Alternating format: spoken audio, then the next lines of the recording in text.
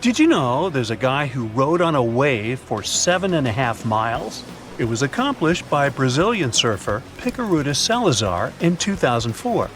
Just for comparison, Central Park in New York extends for a mere 2.5 miles. That was the Pororoca wave, and it can only be surfed for 3 days a year. It's pretty powerful, so it sort of pushes you. But there are definitely some tough spots where it's not that easy to catch waves. If you're looking for the gnarliest surf spot, Pipeline in Hawaii is where it's at. But beware, it's not for the faint of heart. This place is known for its massive waves that can reach up to 20 feet tall. And did we mention the shallow reef? Yeah, wipeouts here can result in some serious injuries, or worse, you might end up sleeping with a fish. The waves at Pipeline are also super unpredictable, so you never know what you're going to get. It's like a box of chocolates, except instead of chocolate, it's huge waves that could crush you like a bug. But hey, if you're feeling brave, the annual Billabong Pipe Masters competition is held there every winter. Just make sure to bring your A game and a change of underwear. Even the most experienced surfers approach Pipeline with caution and respect. It's like trying to tame a wild animal. One wrong move and you're toast, or dinner. So, if you're ready to ride the gnarliest waves in the world, come on down to Pipeline. Just don't say we didn't warn you. For those who are dreaming California, there's a tough spot in the Golden State for you. Mavericks is notorious for its massive swells and strong currents, making it a challenge even for experienced surfers. Hold on tight, because this wave is gonna take you for a ride. First off, let's get one thing straight. Mavericks ain't for the weak. This bad boy can reach heights of up to 60 feet. But hey, if you're a seasoned surfer and you're feeling brave, then Mavericks is the place to be.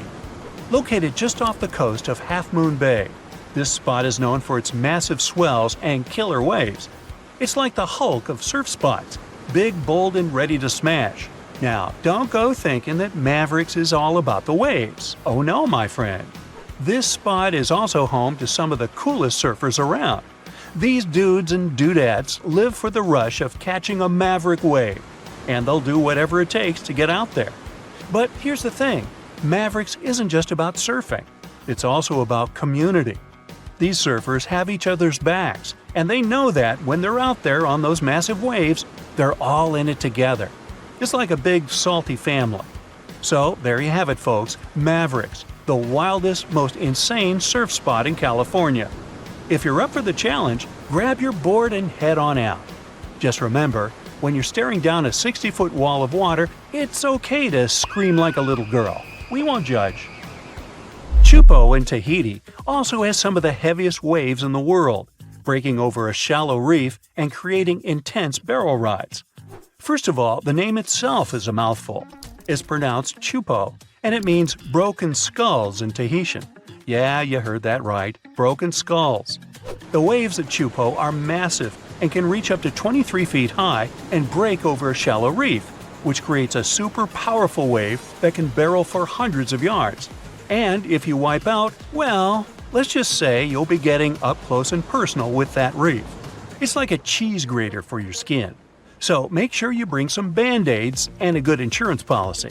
But hey, if you're up for the challenge, Chupo is one of the most epic surf spots in the world. However, I hope you're going to choose a much safer spot. If you're looking for some cool waves but don't want to risk your life, then you gotta check out these safe surfing spots around the world. First up, we got Waikiki Beach in Hawaii. This spot is perfect for beginners and pros alike, with consistent waves and a sandy bottom. Plus, there are lifeguards on duty to keep an eye out for any trouble. Next, there's Bondi Beach in Australia. This iconic beach is known for its beautiful scenery and chill vibes, but it also has some great waves for surfing. The water is shallow, and there are plenty of surf schools around to teach you the ropes, or in this case, the boards. But if you're looking for something a little more exotic, head over to Nazare in Costa Rica. This spot has warm water, consistent waves, and a laid-back atmosphere. Plus, the locals are super friendly and will welcome you with open arms. Last but not least, there's Muizenberg Beach in South Africa. This spot has some of the most consistent waves in the world, but they're not too big or dangerous. Plus, there are shark spotters on duty to keep you safe from any unwanted attention from local carnivores. But no matter how safe the spot is, you're still going to need some cool life hacks to bring your surfing to a brand new level. Have you ever wondered why surfers use wax on their boards? Well, let me tell you, it's not just for show. See, when you're out there shredding the gnar, you don't want to slip and slide all over the place like a penguin on ice. That's where the wax comes in.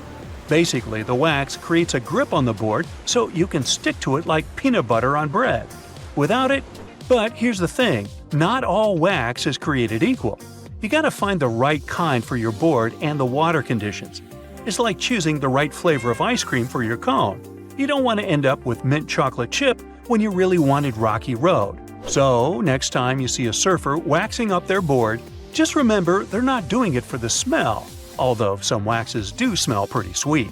They're doing it so they don't wipe out and embarrass themselves in front of all the folks on the beach. And that's worth its weight in gold. And by the way, did you know that rubbing a little bit of wax on the bottom of your feet can give you a better grip on your board? Yeah, it's like magic. No more slipping and sliding around like a seal on a wet rock. Another common hack is to wear earplugs. You see, there's even a condition called surfer's ear. Surfers are constantly exposed to cold wind and water, and some of them even surf in cold temperatures. If your ears are constantly exposed to cold, your ear canal may shrivel up. As a consequence, water, wax, you, and even air all get trapped in your ear, which may lead to certain infections. So, to prevent water and cold air from getting trapped in their ears, pro surfers like to use earplugs. But even if you're just a newbie, you gotta use their tip. Oh, and here's another classic. If you're surfing in cold water and don't have a wetsuit hood, just rub some petroleum jelly on your ears to keep them warm. Hey, why do you think some surfers have clear nail polish on their emergency kits? It's not for their nails, but for their boards. So, if you're dealing with a stubborn ding in your board, grab some clear nail polish and fill in the crack. It'll keep water from seeping in and causing more damage. However, pros will say that nail polish is a terrible idea, and there are a lot of repair kits out there. Yeah, this one's up to you. So, there you have it, my fellow wave riders. Now go out there and shred those gnarly waves like the pro you are. Imagine a 10-story high wall of water with a foamy white peak smashing into the shore. That's the mental image we all have when we think of tsunamis. But is it accurate? And if it is, why don't daredevil surfers ride them? That's a huge wave begging to be caught. Fear of heights, top speeds, because they choose life? Don't want to smack right into a building when that thing crashes into the shore and floods through the streets? But they're supposed to be daredevils. And how cool would it be if you, with your cheeks flapping in the wind, could ride that tsunami right into your 10th floor apartment? Just don't forget to leave the window open when you head out. No, seriously, where would anyone get the idea to surf a tsunami? I know where. Movies. All those disaster flicks depicting tsunamis as monstrous waves. It's like they cut that wave from a summertime fun surfer movie, pasted it into their own, and blew the image way up. And don't forget about that blue-gray filter. There we go, our disaster tsunami blockbuster is ready. Leave it to the filmmakers to overlook the details. Realistically, the difference between tsunamis and surfing waves is as ridiculously huge as that movie wave about to take out that skyscraper. You can surf on a massive wave, as long as it's the right kind. And that surfable kind can even be bigger than tsunamis. Some surfers ride them every year, but I'll get into that a bit later. So, what is the difference between this right kind of wave and tsunamis? Well, in surfing, every wave has a face or wall. That's the sweet spot each surfer looks for to ride down from. Like going downhill on a snowboard, only you aren't strapped to the board and there's always an avalanche behind you. And there could be sharks right under your feet, waiting to clean up whatever's left of you when you wipe out. Sorry, that got a little, terrifying. Surfing's fun, but I'll watch from the beach, thanks. Tsunamis aren't like this at all. Imagine a tsunami more like a giant tide that comes in a matter of minutes. Yes, the water will likely rise 30, sometimes 60 feet higher than it usually does, but it won't do it as a wave with that much needed wall. It'll be something like a hill of water that rolls in. Think of it like a giant gloopy lava traveling over the shore, only faster. No, even faster. Wait, that's even more terrifying than the shark thing. Never mind. For a normal surfable wave to appear, all you need is the wind to blow. Tsunamis, however, are born by some relatively rare events like earthquakes and underwater volcano eruptions. This is also where the difference in force is coming from. Tsunamis aren't always bigger than regular waves, but they are much more powerful. So every time they come, they tend to bring disaster with them. When an underwater earthquake happens, it produces unbelievable amounts of energy that literally punches the water. This energy has to go somewhere, and that somewhere is towards the shore in the form of a tsunami. In fact, next time you're doing the dishes and in need of some fun, you can make your own mini tsunami. Just place your hand fully underwater and move it up and down, even just a little bit. You'll see ripples on the surface. This is what happens in the ocean after an earthquake, but on a much larger scale. Tsunamis gain incredible speed from the ocean bed moving or shifting up to 200 miles per hour. So those things hit land going as fast as an arrow through the air? Well, that's why I said cheeks flapping in the wind as you ride that gnarly wave. But no, seriously, they aren't going nearly that speed when they crash onto the shore. They lose a lot of that energy as they meet the rise of the ocean floor near the coastline and any underwater obstacle in their path. When you surf into your apartment window, you'll only be going about 30 miles per hour. They might slow down, but the wave grows bigger as it gets closer to the coast. Mega tsunamis are those 100-footers that'll get you into your 10th floor flat. The average height for most is only about 10 to 30 feet. Yeah, only. Compare that to a normal surfing wave. It's usually 6 feet high and only goes about 13 miles per hour. That's why tsunamis are still fast and big enough to cause major damage. But the surfing ones are no walk in the park either. Those kinds can be dangerous too. Just like tsunamis, wind-driven waves will rise when they hit an underwater obstacle near the shore.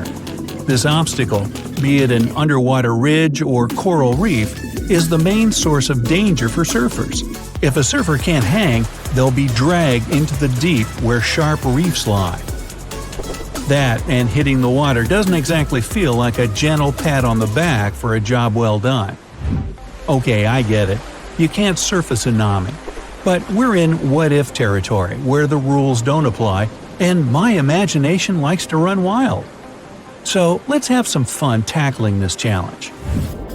First things first, since the tsunami isn't a usual wave, we need to find a way to turn it into a surfing spot. You know, somehow get it to form a wall. One thing that could work is an artificial obstacle under the water that'll be specifically designed to strip the tsunami of its monstrous energy. Sorry, we'll lose some of that epic speed, but we need to make it rise higher. The obstacle will have to be a massive structure, but still deep enough that our surfer doesn't bonk his head if he wipes out. Next, we need to take further safety measures. In this case, some sturdy gear. Typical surfing wetsuits are made of neoprene, a flexible material that can protect you only from cold water and help you stay afloat. But lucky you! A new technology recently emerged, a wetsuit that can resist a shark bite. It's like Kevlar vests in a way. All the tests show that it can't be punctured with sharp objects, and it prevents bones from breaking. Unfortunately, bruises from blunt impact are inevitable. It's tsunami surfing we're talking about after all. And finally, the board itself. If riding a normal surf wave is a fair challenge of your sense of balance, then keeping yourself on that board while riding a tsunami might just be impossible. Remember what if? Okay, let's throw some stabilizers on that bad boy. There, now you're ready. You're ready, aren't you? Don't chicken out on me now. Come on, people have done this. They do it all the time in Nazare, Portugal. Well, they don't surf tsunamis, of course, but big wave pro surfers go there every year to challenge Nazare swell. And this 30-foot tsunami you're about to ride is just a pup compared to the biggest wave ever surfed. It was 80 feet high, more than twice the height of a telephone pole. Brazilian pro surfer Rodrigo Coja broke this record in 2017. Maya Gabeira set the women's record by conquering a 68-foot wave in 2018. And I don't think that's the limit, because waves in Nazare can reach 100 feet at times. Hey, the reason why waves in Nazare are so big lies deep underneath the ocean surface. This place has one of the largest underwater canyons in Europe. It's a 140-mile-long, 3-mile-deep gash in the seabed that pushes insane amounts of seismic energy to produce massive waves by the time they hit the shore. The canyon alone triples wave heights here, but there's also strong ocean currents and powerful swell winds in this region. So, it's like the perfect storm for surfers who like a real challenge. Hurricanes can be a lot scarier than we often realize, especially since they can actually trigger earthquakes. This surprising and frightening phenomenon, known as storm quakes, was discovered completely by accident not too long ago. It started with scientists trying to find out more about low-frequency earthquakes. We're talking about those earthquakes that are so weak that we can't actually feel the tremor. See, beneath our feet, the Earth is constantly vibrating in subtle, unceasing ways that we can't hear or see without the right equipment. This geologic hum, so to speak, is driven by the movement of oceans, which covers about 70% of our planet's surface. Scientists have found that this hum may actually provide useful records of environmental happenings. To figure out where it's coming from, experts used equipment known as seismometers. You can think of these devices as little ears pressed to the ground. They can pick up all sorts of vibrations, like fans jumping up and down at their idol's concert, airplanes flying by, or even super distant earthquakes shaking the ground. Very low-frequency earthquakes are hard to track over long distances because the signals they produce can look different on different measuring devices.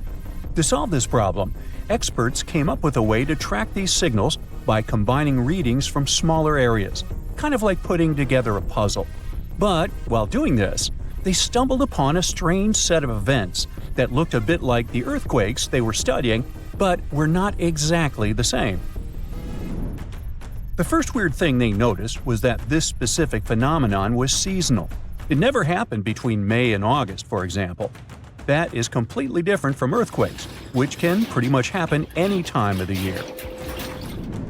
The second strange thing is that earthquakes usually occur more in the western part of the United States, where the ground moves along cracks in the surface.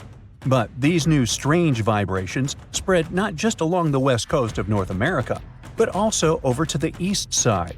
So what could be triggering this new phenomenon? What they surprisingly discovered is that many of these tremors coincided with the same time that massive storms hit North America. So we are essentially talking about a chain reaction. What happens is that during a specific season, hurricanes or heavy storms can transfer energy into the oceans, creating very strong waves. These waves then interact with the solid Earth, producing intense seismic activity. These bursts of energy that are born from massive storms can radiate thousands of miles across continents, leading to what we now call storm quakes. It is believed that this phenomenon can trigger earthquakes at a magnitude of up to 3.5 on the Richter scale. This means it can be felt by many people, but normally doesn't cause any damage. But that doesn't mean we can all be relaxed now, as ocean waters can indeed increase the intensity of hurricanes. Just like what happened with the frightening Hurricane Milton, which recently left a path of destruction across Florida. The blue-purplish zone you're looking at is Hurricane Milton, seen from a satellite perspective. On October 9th, This hurricane sustained winds of 155 miles per hour and lashed the region with heavy rainfall, damaging winds, and life-threatening storm surges. Estimates show that the losses could be up to $34 billion, which could make it one of the costliest storms in United States history. What happened with Hurricane Milton was pretty tricky. It all started with some record hot water in the Gulf of Mexico.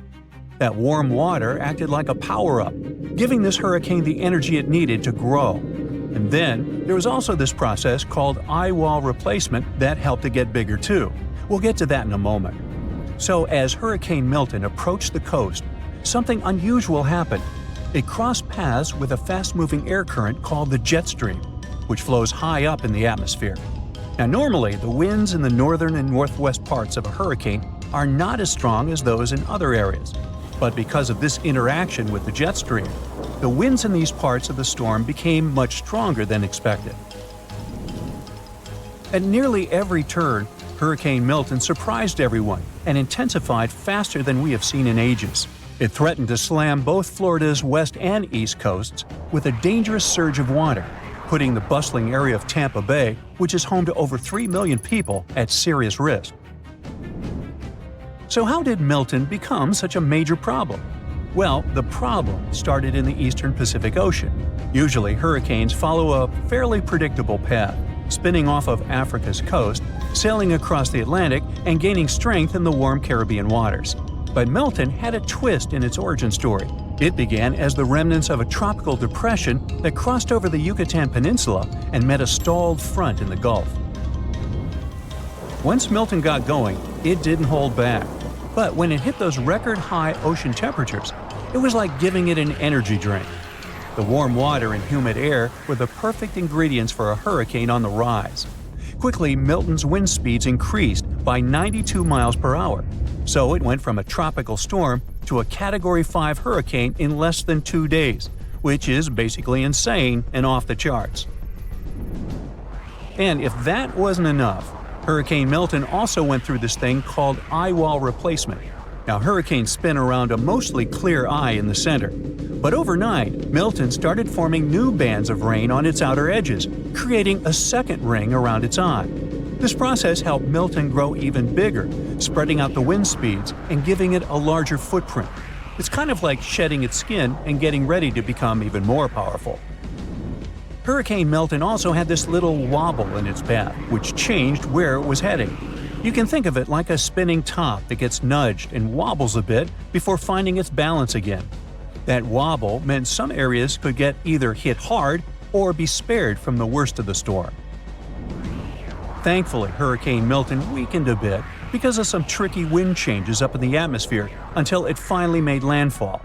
After that, it moved across the peninsula and headed out to sea, quickly losing strength as it pulled away from the warmer waters.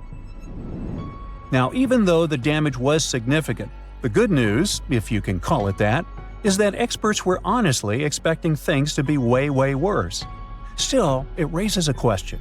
How close was Milton's wind speed to the maximum? Or, in other words, is there a limit to how strong a hurricane can get?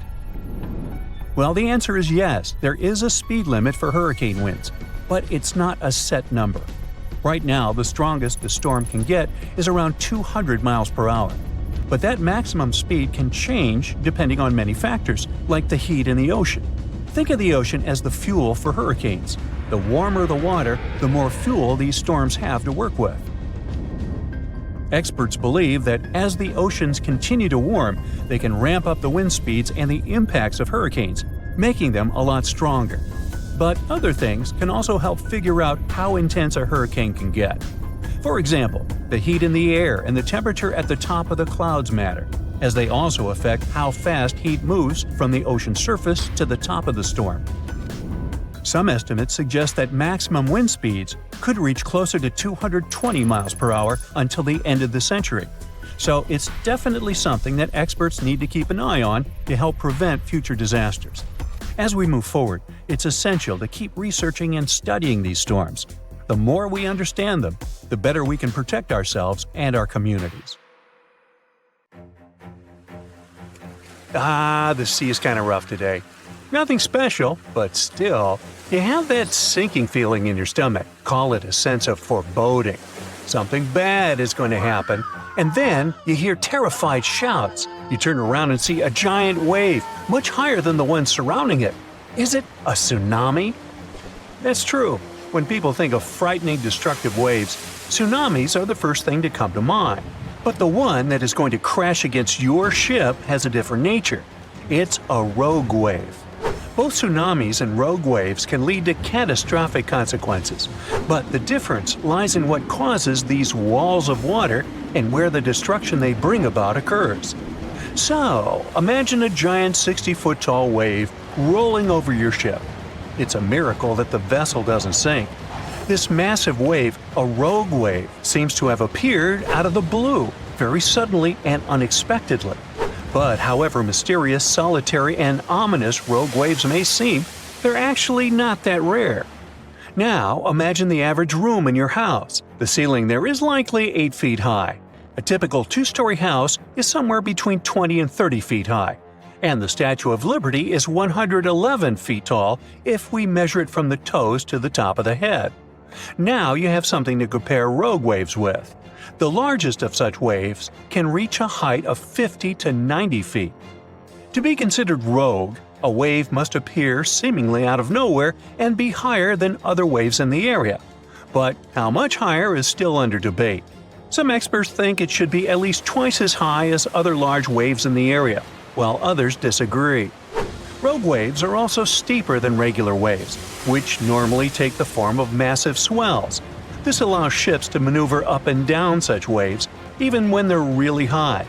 A rogue wave, however, looks like a wall of water, and since it's steeper than other waves, it slams into a ship with enormous force, sometimes breaking over the vessel. Another reason why rogue waves are a mystery is that no one has ever filmed the formation of such a wave and followed its life cycle. There are several photos of rogue waves, but for many centuries, the only evidence of their existence was legends and stories told by sailors who survived them. Scientists are still not sure how rogue waves form, but one theory involves wave reinforcement. It happens when two waves interact and their heights get combined. So when a 15-foot wave passes over a 30-foot one, let's do the math. It results in a short-living 45-foot wave. But rogue waves can occur not only in the ocean. On November 10, 1975, on Lake Superior, a group of 3 rogue waves, also known as the Three Sisters, might have sunk the SS Edmund Fitzgerald, an American Great Lakes freighter. The ship and the crew members were lost in the catastrophe. The waves followed each other too closely, so the ship couldn't recover and shed the water from the first wave before the following one struck. The captain of a ship that was not far from the Fitzgerald reported that his vessel had been hit by 2 30 to 35-foot waves. These waves, likely followed by a third one, then moved further in the direction of the Fitzgerald and might have caused the sinking. Now, let's wave bye-bye to that, and let's move on to tsunamis. It is an extremely dangerous natural disaster. It's very different from rogue waves. In most cases, a tsunami is caused by an underwater earthquake. Usually, when a tsunami is born, it's just a few feet high. But the closer it gets to the shore, the larger it grows. Soon it enters shallow waters and starts to slow down. The first tsunami wave crashes against the shore. Its top moves faster than the bottom, and that's what makes the wave so high and steep. The lowest point of the wave gets to dry land first. In the process, it creates a vacuum effect that pulls the water away from the coast, bearing the harbor and seafloor. Those who recognize this first sign of an approaching tsunami still have a chance to save their lives. 5 minutes later, an enormous wall of water hits the shore and wipes out everything in its way. But it's not just a single wave, there are many. This phenomenon is called a wave train. How fast this train is traveling depends not on how far it is from the source of the waves, but on the ocean depth. Tsunamis can move as fast as a jet plane in the middle of the ocean, but once they enter shallow waters, their speed drops. The first tsunami wave isn't usually the strongest, But lots of people don't know it and make the grave mistake that sometimes costs them their lives. After the first wave is gone, they relax and believe the danger is over. That's why the next waves, much bigger and more powerful, catch them off guard. Now sometimes a tsunami comes as a torrent of foaming water. At other times, it makes the sea withdraw, leaving behind stranded fish and overturned boats. Also, if you spot a slight rise in sea level, it might be the sign of an approaching tsunami. The incoming water is the first tsunami wave. The second one can be even larger, and it comes sometime later. You can also notice seawater bubbling, swirling, and creating bizarre patterns. It's another sure sign a tsunami is near. Repeated wave surges can also warn you about a tsunami. If you see unusual swells coming at regular intervals, it might be time to evacuate to high ground. Surprisingly, some of the largest tsunami waves in the world were caused by landslides. For example, a landslide in Lituya Bay in Alaska formed a megawave, one of the largest ever recorded. Its height was 1,720 feet. The mega tsunami surged over the headland, washing away trees, plants, and soil down to bedrock. The wave reached more than half the height of the Burj Khalifa, the tallest construction in the world. When a third of the East Molokai volcano in Hawaii caved in and collapsed into the Pacific Ocean, it triggered a tsunami the size of one of the tallest buildings in the world, Shanghai Tower. The wave was around 2,000 feet high. Another bizarre and dangerous ocean phenomenon is square waves. They appear when two different wave patterns crash into each other at 90 degrees. It often happens near peninsulas or land where two different seas or oceans meet. This phenomenon does kind of look spectacular, but only if you're watching it from the shore. Don't even think about getting in the water to play with such waves. Cross currents in that spot can easily pull even a skilled swimmer under the water. Square waves have caused many shipping accidents over the years, too. And if you see wild, choppy waves carrying ocean debris and seaweed, stay out of the water too. It can be a sign of a strong rip current. That can carry you far away into the ocean.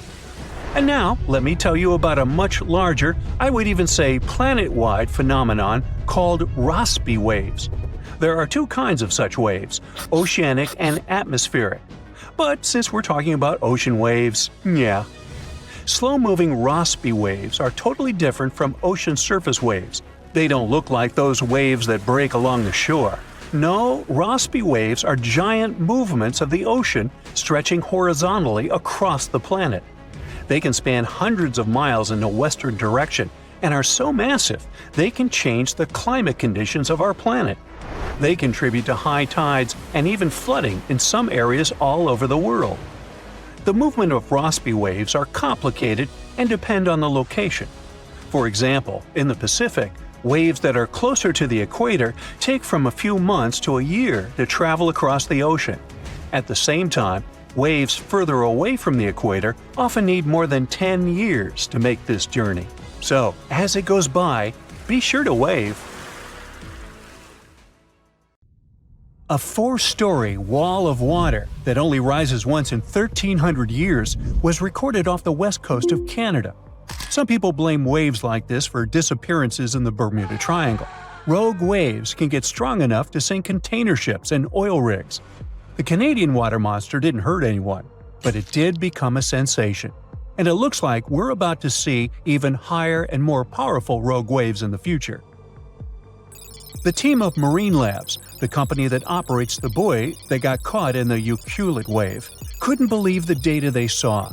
A huge force came out of the blue, pulled the buoy down, and then set it up to a peak before taking it even deeper. They thought it must be a rogue wave, so they sent the data to a scientist at the University of Victoria who specializes in these beauties. They analyzed the data and confirmed it was indeed not a technical mistake. The wave officially became the most extreme rogue wave ever officially recorded, as it was 3 times the height of waves around it. Scientists have reported seeing giant waves coming out of the blue for centuries, but no one really believed them. Back in 1826, a French scientist and naval officer was crossing the Indian Ocean on his ship, the Astrolabe. They got in a terrible storm and saw several waves over 98 feet tall. It's almost as tall as a 10-story building. The crew lost one of its members, but the four of them, including the captain, made it to land and shared what they saw. But back then, scientists were sure waves couldn't be taller than 30 feet. Everyone took their story as a tall tale. Pun intentional. Over a century later, a cargo ship, the MS München, mysteriously disappeared. People believed it to be unsinkable, just like the Titanic, so it was a real shock that all that was left of it was one lifeboat. When experts analyzed the damage, they concluded that it must have been hit by a wave that was around 65 feet high. Witnesses shared many other stories of giant waves coming out of nowhere, but scientists officially recognized the first rogue wave only in 1995. It went down in history as the Doppler wave, or the New Year's wave. This monster on the North Sea that was 84 feet tall hit the Norwegian gas platform Doppler on New Year's Day. It was twice larger than the wave surrounding it. The rig was built to withstand waves up to 64 feet tall and had the most advanced sensors for its time. The wave wasn't like any other type of wave they'd studied before. So they had to admit rogue waves were real and gave them an official definition. It's a wave more than twice as tall as others around it. They can pop up lightning fast in a stormy sea, or show up out of nowhere in calm waters. These waves have steep sides and a deep trough below, and look like a wall of water rising out of the sea.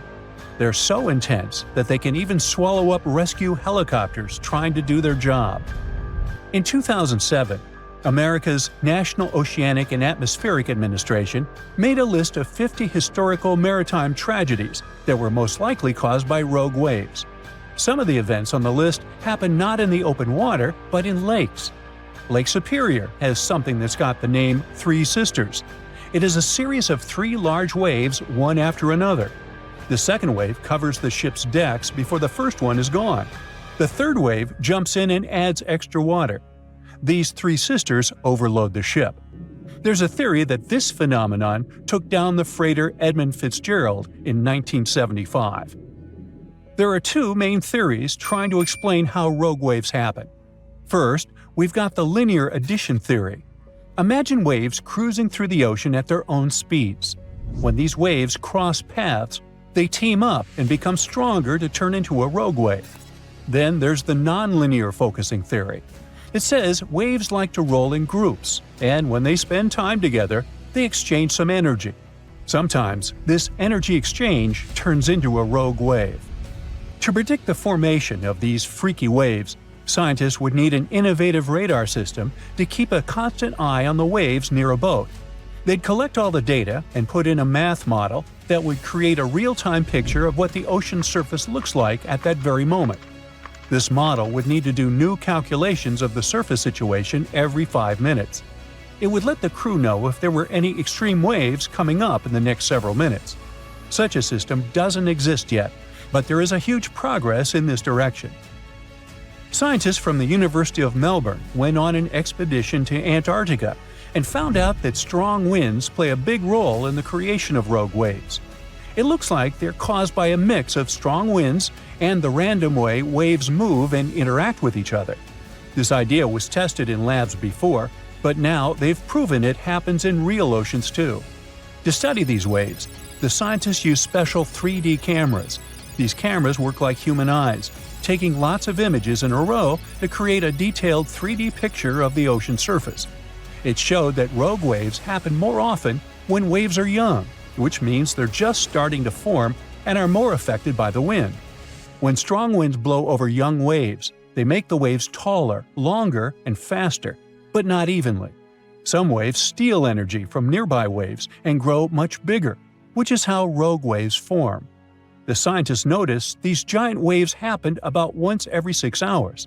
They recorded no rogue waves in calmer seas, when the wind doesn't have as much influence. Scientists are concerned that rogue waves may happen more often in the future because there's more energy in the atmosphere and ocean. It looks like rogue waves can be much more powerful than scientists ever thought. They managed to create the famous Doppler wave in a lab for the first time in 2018. This helped them study these mysterious waves up close and showed that their secret is in how they form. We think of waves rolling gently on a beach, but the waves in this study happen in open water when waves from different directions meet. When waves come together from far apart directions, they push the water upward, creating what's called a partially standing wave or a cross wave. This can happen when two seas meet, or when wind directions suddenly change, like during a hurricane. The study found that the bigger the angle between the meeting waves, the taller the cross wave becomes. Normally, when a wave breaks, it forms a white foamy top, and that's where it stops growing. But if a wave is formed by water coming from many directions, it can keep growing even after breaking. These special waves can grow to be twice as steep while breaking, which is already much bigger than normal waves. And if you add up all the growth from waves coming together, they can become 4 times steeper than what anyone thought was possible. This discovery could change the way we build things, like wind turbines or oil platforms in the ocean, to make them safe. Right now, many designs don't fully account for these huge multi-directional waves. Now, they seem to have a lot of similarities, but rogue waves aren't the same as tsunamis. Tsunamis happen when there's a big shift in water, like an earthquake, volcanic eruption, or landslide. They mess with the entire water column. At sea, you might not even notice a tsunami cruising beneath you, but near the shore, as it hits shallow waters, those waves can shoot up to crazy heights. Rogue waves are formed at the surface level, although sometimes they can form deep below, and these are called rogue internal waves. In November 2020, a wave the height of a 4-story building was recorded off the coast of Vancouver Island, Canada. The team at Marine Labs, the company that operates the buoy that got caught in it, couldn't believe the data they saw. Everything was normal, then, unexpectedly, a vast force came, pulled the buoy down, and then sent it up to a peak before taking it even deeper. The probability for such a huge wave to form is once in 1,300 years, so they had to be sure it wasn't a technical mistake. Marine Labs sent the data to a rogue wave scientist at the University of Vancouver. They analyzed and validated the findings and shared them in February 2022. The wave officially became the most extreme rogue wave ever officially recorded, as it was 3 times the height of waves around it. Luckily, this giant didn't leave any damage, as it happened too far offshore. For centuries, rogue waves were believed to be real only in the stories of sailors. Christopher Columbus himself mentioned a rogue wave, but back then, it wasn't officially a thing. In August 1498, he was on his 3rd expedition to the Americas. As they were passing through a strait near Trinidad, a huge wave lifted the boats. They managed to survive and continue the journey, and the area is still known as the Mouths of the Dragon, named this way by Columbus. Back in 1826, a French scientist and naval officer was crossing the Indian Ocean on his ship, the Astrolabe. They got caught in a terrible storm and witnessed several waves over 80 feet tall. One of them was the height of a 10-story building. The crew lost one of its members, but the 4 of them, including the captain, made it to land and spread the story of the gigantic waves. But back then, scientists were sure waves couldn't be taller than 30 feet. So everyone took this story as a tale. Witnesses shared many other stories of giant waves coming out of nowhere, but scientists officially recognized the first rogue wave only in 1995. It went down in history as the Doppler wave, or the New Year's wave. This sea monster of the North Sea hit the Norwegian gas platform Dropner on New Year's Day. It reached a height of 84 feet. The waves surrounding it were twice as small. The rig was built to withstand waves up to 64 feet tall and had the most advanced sensors for its time. It became a sensation in the scientific world because it wasn't like any other type of wave they'd studied before. So they gave rogue waves an official definition. It's a wave more than twice as tall as others around it. These bad boys, also known as freak waves, monster waves, and episodic waves, can pop up lightning fast in a stormy sea or show up out of nowhere in calm waters. They have steep sides and a deep trough below, and look like a wall of water rising out of the sea. They're so intense that they can even swallow up rescue helicopters just trying to do their job. Rogue waves aren't the same as tsunamis. Tsunamis happen when there's a big shift in water, like an earthquake, volcanic eruption, or landslide. They mess with the entire water column. At sea, you might not even notice a tsunami cruising beneath you, but near the shore, as it hits shallow waters, those waves can shoot up to crazy heights.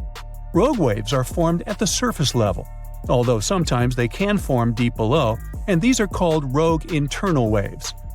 Scientists and sailors singled out some statistics. Rogue waves more often form when wave trains run into fast ocean currents.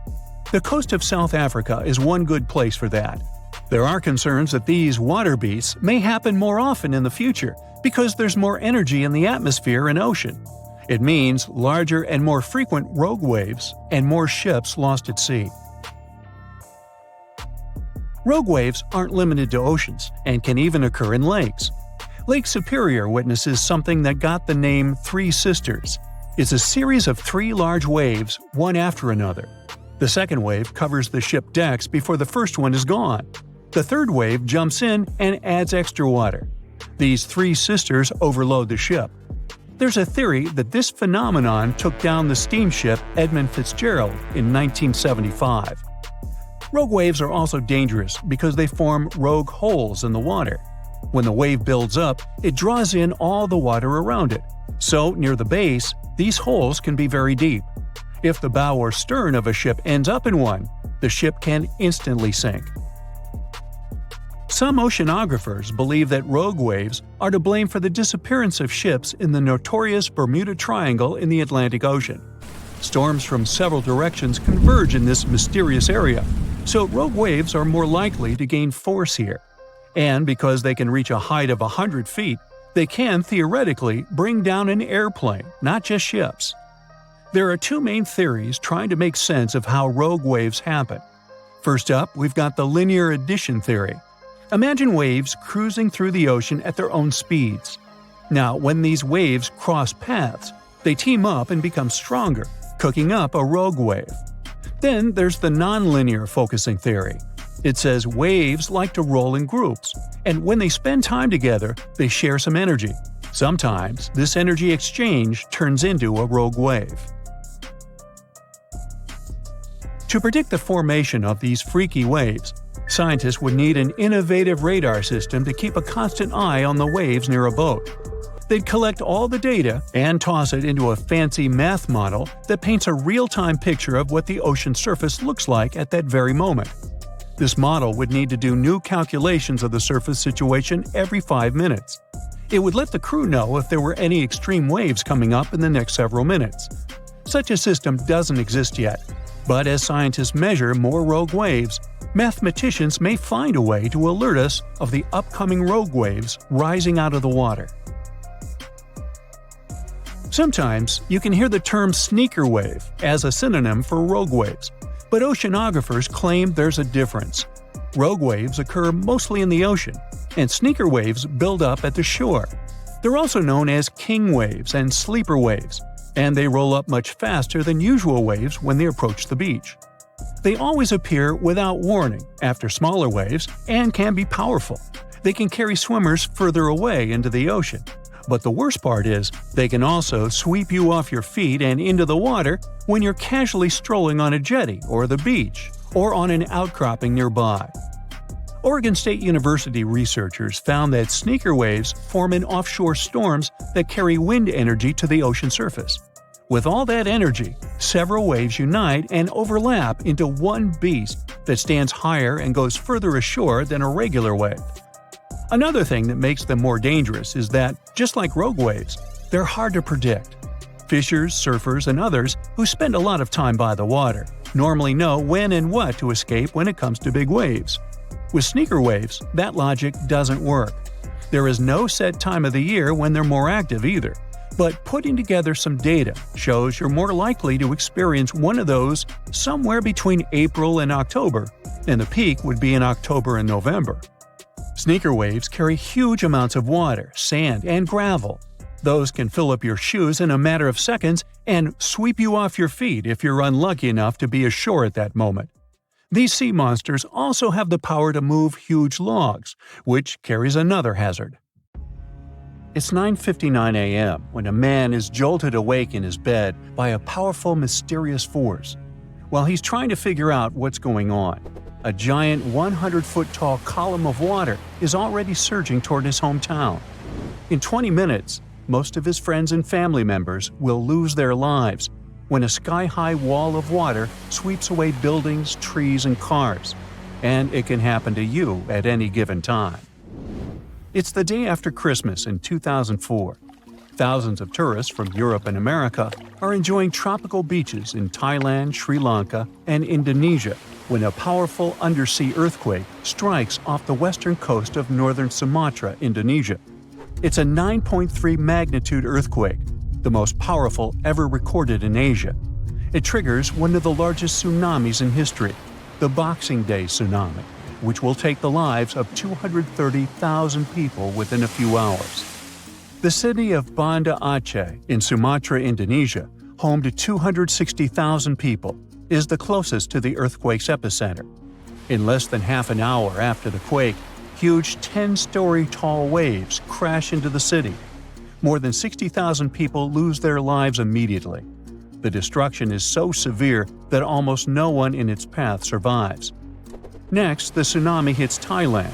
The waves, rushing at a mind-boggling 500 miles per hour across the Indian Ocean, reach the shores of Phang Nang and Phuket about 90 minutes later. Despite such a significant time gap, both locals and tourists are caught totally off guard. Many beachgoers even walk out onto the beach, curious about the strangely receding sea, only to be overtaken by a towering wall of water.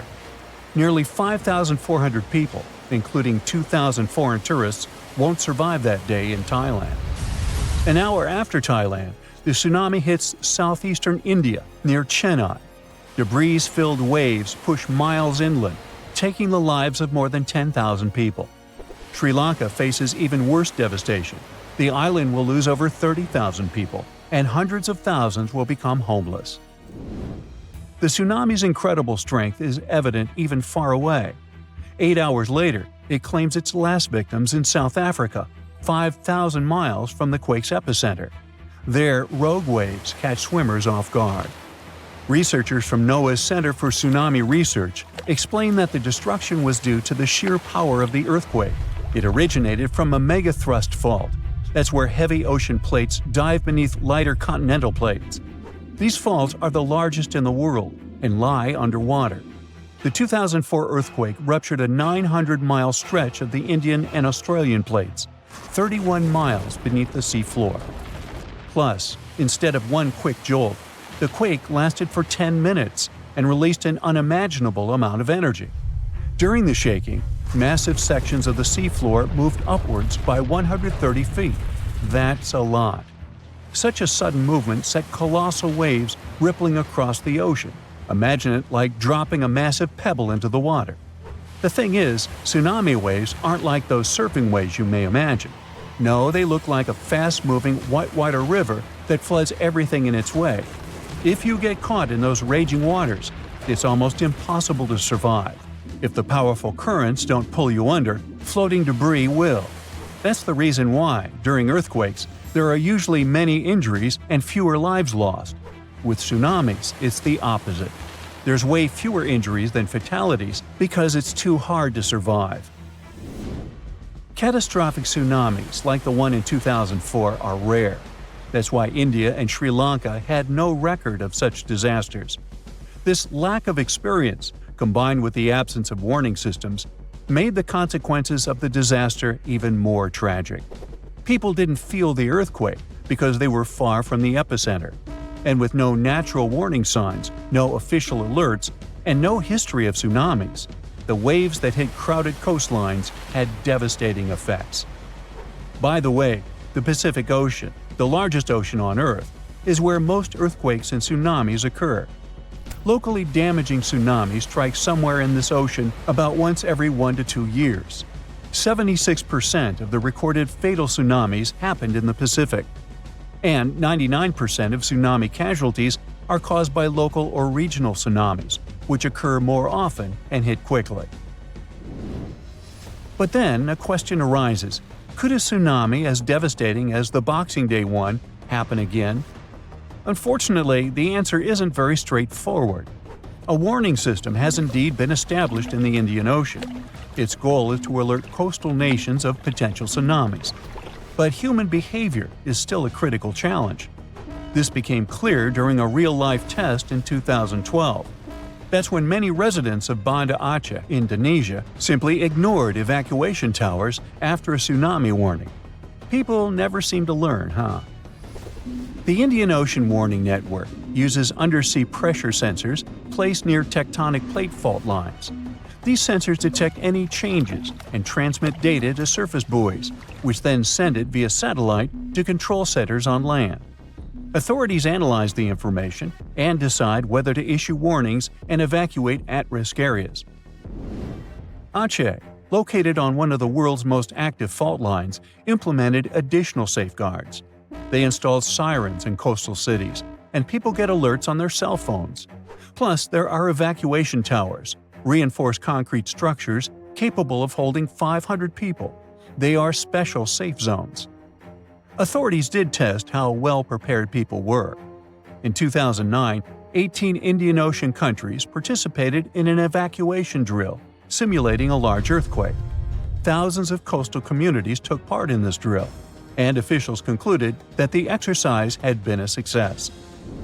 Fast forward to the system's first real test in April 2012. An 8.6 magnitude undersea earthquake west of Aceh triggered tsunami warnings. And even though there were no significant waves, the whole situation revealed critical flaws.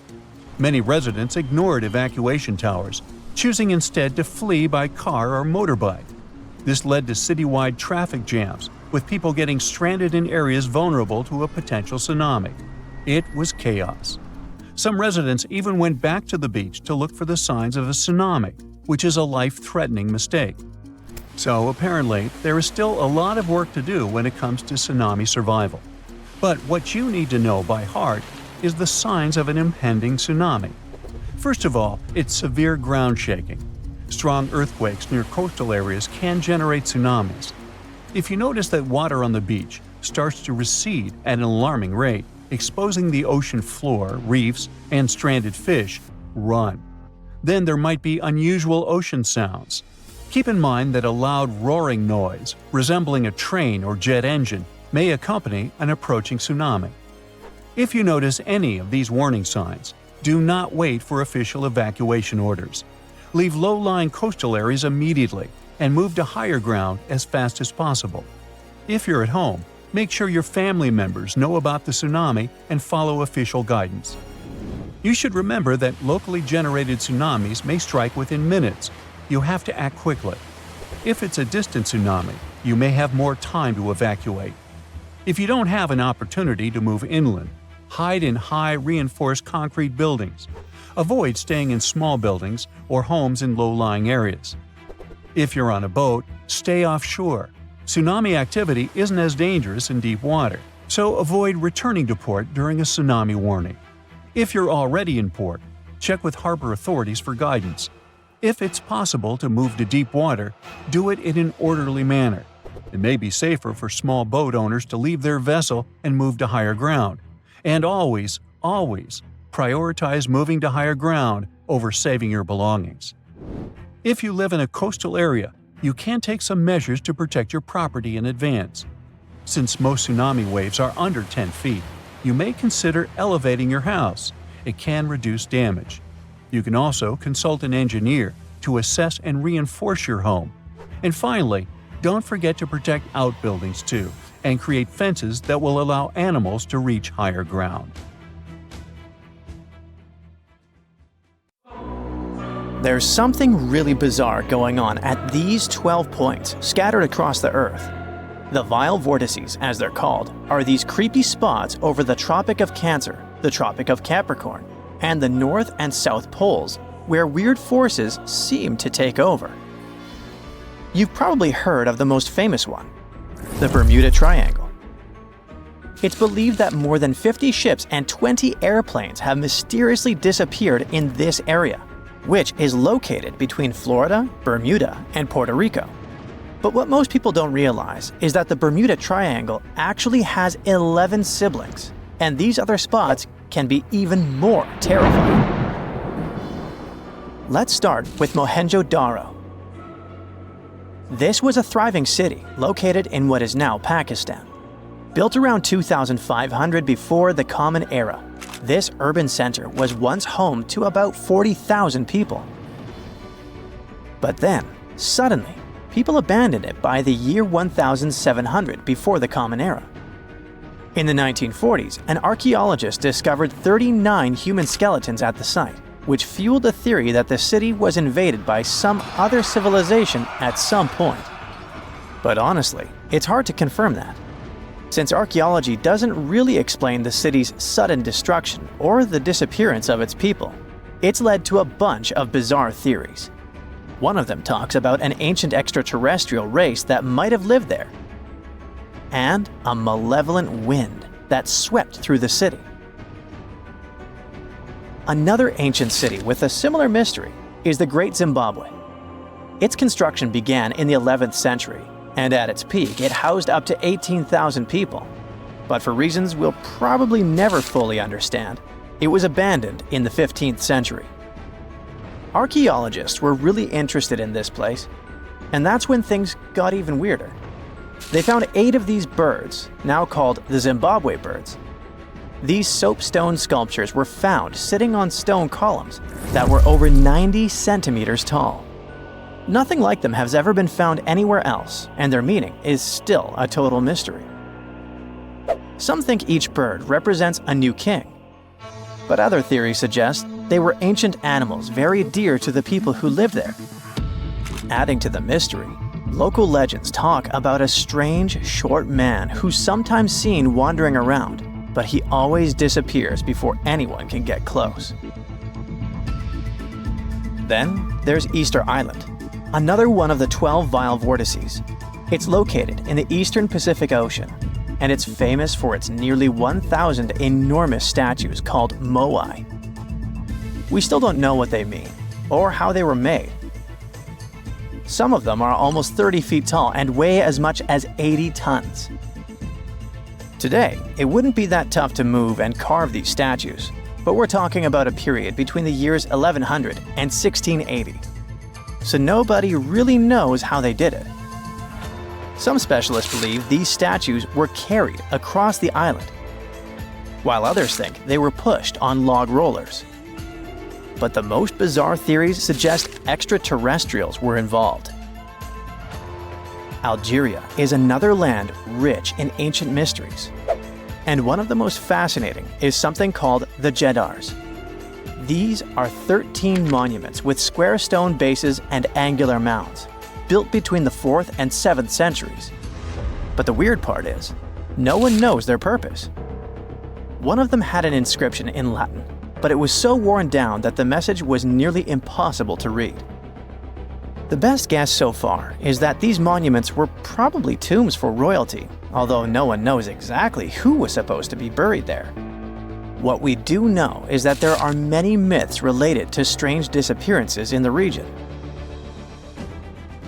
The next mysterious spot is located south of Tokyo in the Pacific Ocean, and it's called the Dragon's Triangle.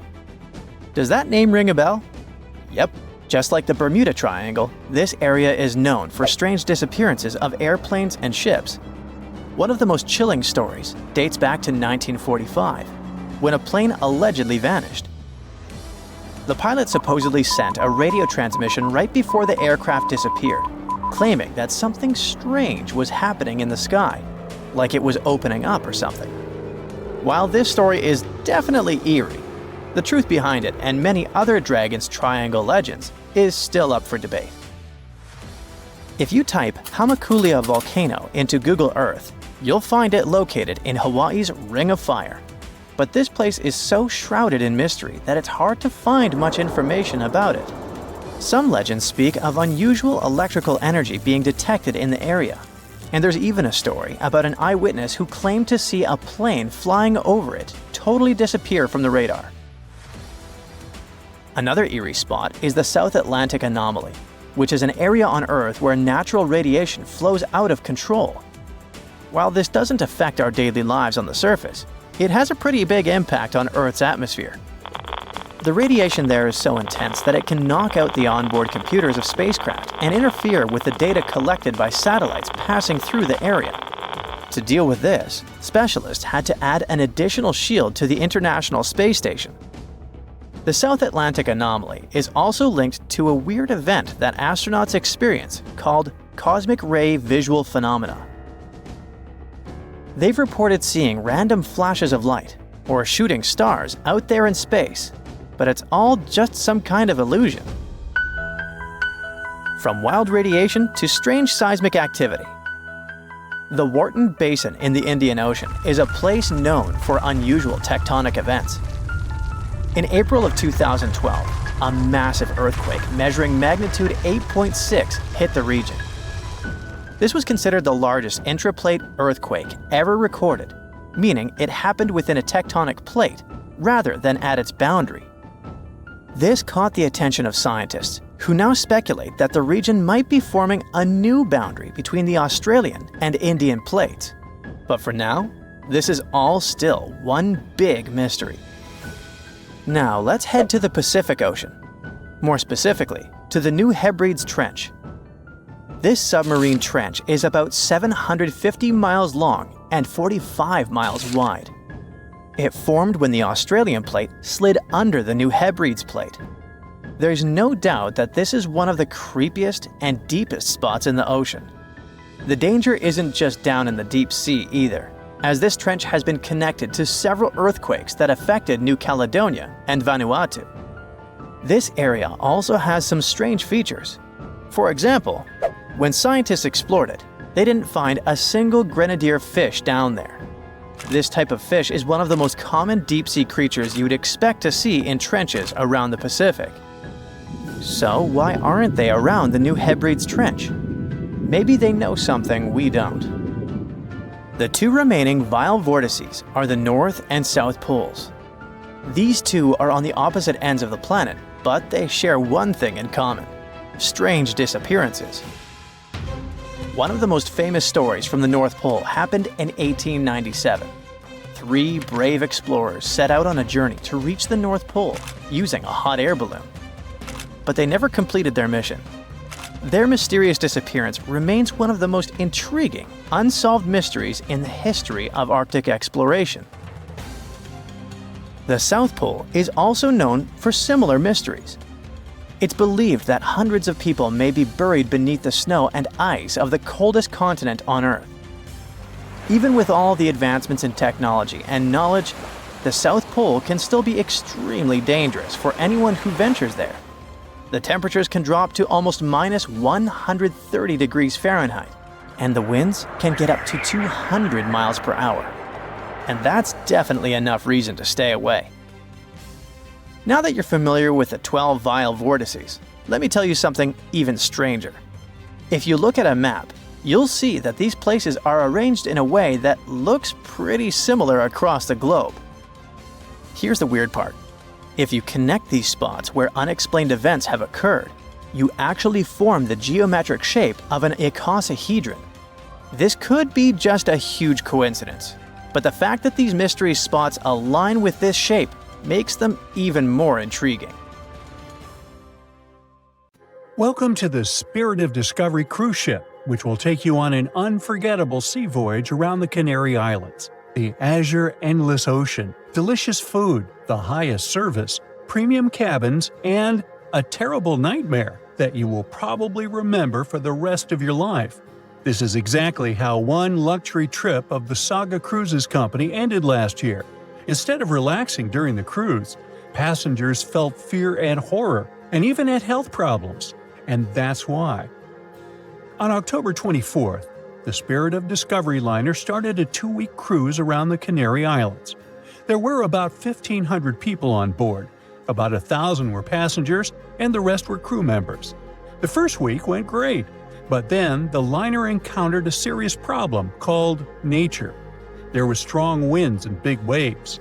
The captain decided to return to the UK ahead of time, but the decision was made too late. The ship was caught in a severe storm in the Bay of Biscay. A powerful wind with a force of 11 points hit the vessel.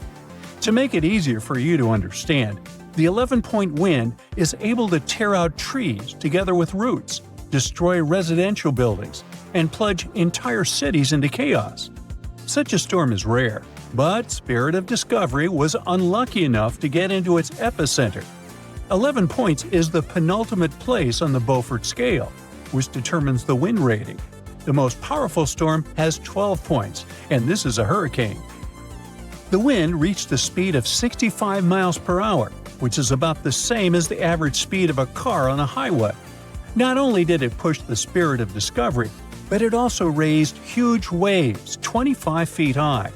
Just imagine a wall of water the height of a 3-story building collapsing on a lone ocean liner. At that moment, the captain sent a message to all the passengers through the cabin speakers so that no one left their place. And his voice sounded worried enough. All the passengers had to lie down and hold on tight. According to the witnesses' words, the ship remained caught in the storm for about 15 hours. They held on with all their might so as not to crash into the walls and floor. All this time, tables were flying around the ship, dishes were breaking, furniture was moving all over the cabins. The waves smashed windows, partitions, and doors. Some people were knocked down because they couldn't hold on for so long. The storm hurled the passengers from ceiling to floor, from wall to wall. The ship's crew turned the dining room into a medical area to provide assistance to those who had been hurt. Despite the difficult and terrible conditions, the ship's team did a great job. They regularly informed passengers about the current situation and tried to calm everyone down. There was no panic and chaos on board. When the storm finally ended, the ship continued its journey and finally reached land, where medics urgently evacuated 8 passengers to the hospital. One of them was never able to survive this storm. It's good the ship didn't meet a rogue wave during the storm. This is a natural phenomenon that can appear during a storm and even in still water. It's a giant wave with a height of 60 feet. Like a 6-story house, it collapses onto a ship with incredible speed and capsizes it. And then the wave suddenly disappears. This is no joke. A similar wave has been recorded in the Gulf Stream off of Charleston, South Carolina. It's scary to get in its way. Now, let's go back to the past to remember one of the most terrible maritime tragedies. No, we're not talking about the Titanic. We'll talk about the Greek liner Laconia, which set sail from the English port of Southampton on December 19, 1963, with more than 600 people on board. However, just 3 days later, a terrible tragedy happened to the ship in the boundless waters of the Atlantic. At 11 p.m., in the barbershop hall, an electrical malfunction occurred. The problem led to a fire, which quickly spread to other rooms. The crew couldn't cope with it, since the fire was spreading too fast. The ship's team turned on the fire alarm, but there was no command to leave the vessel. Only 2 hours later, the captain ordered the passengers to evacuate. All this time, people were either relaxing in their cabins or enjoying a party in the ballroom. The crew was probably trying to put out the fire without causing panic. However, when the situation became critical, the evacuation began. People panicked and ran to the lifeboats, but many didn't manage to get inside. One of them was John Morris. He survived this catastrophe and shared his memories of how he put his family in a lifeboat while he stayed on board the ship. He didn't even have a life jacket. Since there was nowhere to go, the ship's crew opened a bar so that people could relax a little. However, at that moment, boilers began to explode inside the ship, and it became clear the vessel wouldn't stay afloat for too long. John Morris decided to jump into the water right in his tuxedo. As soon as he was overboard, he grabbed onto a piece of wooden deck cargo and swam as far away from the ship as he could. The giant liner could sink at any moment, And when such a huge object goes down to the seabed, it forms a water funnel that pulls along everything around. Rescuers arrived at the scene sometime later. Fortunately, John Morris's pregnant wife and young son were alive, but his mother-in-law unfortunately didn't survive the disaster, like many other people that day. Of course, after this incident, the Greek Ministry of Merchant Marine initiated a thorough investigation. For 2 years, they collected information from passengers and the captain, studied the technical characteristics of the ship, and eventually came to certain conclusions. According to them, the ship's crew gave the evacuation order too late. Not all passengers were able to get into lifeboats, but half of those boats remained on board because of the chaos that prevailed during the evacuation. Several officers of the liner were accused of negligence, but the captain and his first mate received the most criticism. As for John Morris, he stated that he felt himself under protection that day. Another unusual story happened on a cruise ship relatively recently. Spoiler alert, the ship didn't sink, there was no evacuation, and the weather was good. However, for many passengers, this journey became a real challenge.